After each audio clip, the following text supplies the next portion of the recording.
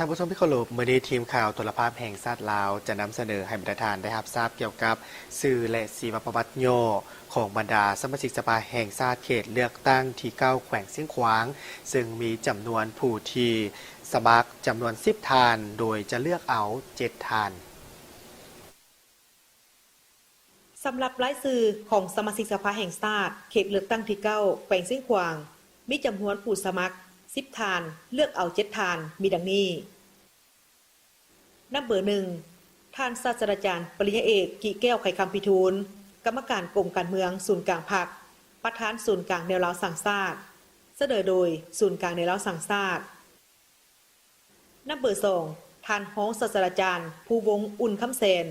กรรมการศูนย์กลางพรรคเลขาคณะพรรคแขวงเสียงขวางเสนอโดยคณะกรรมการปกครองแขวงเสียงขวางนับเบอร์ 3ท่านนางสมพรโสภิลาวันกรรมการพรรคแขวงคณะประจำสภารองประธานสภาปฏิสนธิแขวงสมาชิกสภาแห่งชาติสุดที่9เสนอโดยคณะประจำสภาปฏิสนธิแขวงเสียงขวางนับเบอร์ 4ท่านนางสายภูเงินอุดมสุขกรรมการพรรคแขวงประธานสหพันธ์แม่หญิงแขวงคณะบริหารงานศูนย์กลางสหพันธ์แม่หญิงลาวสมัยที่9เสนอโดยคณะประจำสภาปฏิสนธิแขวงเสียงขวางนับเบอร์ 5ท่านคำแทนวีรกุลรองหัวหน้าสถาบันค้นคว้านิติกรรมสภาแห่งชาติเสนอโดยคณะประจำสภาปฏิสนธิแขวงเสียงขวางนับเบอร์ 6ท่านเก้ามั่วสัวโก้คณะประจำสภาปฏิสนธิแขวงประธานคณะกรรมการยุติธรรมปกสสภาปฏิสนธิแขวงสมาชิกสภาแห่งชาติสุดที่9เสนอโดยคณะประจำสภาปฏิสนธิแขวงเสียงขวางนับเบอร์ 7ท่านสอนเพชรลาภทองหัวหน้าของว่าการสภาปฏิสนธิแขวง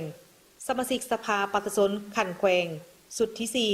4เสนอโดยคณะประจำสภาปฏิสนธิแขวงเสียงขวางนับเบอร์ 8ท่านนางกิ่งแก้วพรหมจักรรองเลขาหน่วยพรรครองหัวหน้าแผนกยุติธรรมแขวงเสนอโดยแผนกยุติธรรมแขวงเสียงขวางนับเบอร์ 9ท่านวงเพชรมังทพรเลขาหน่วยพรรค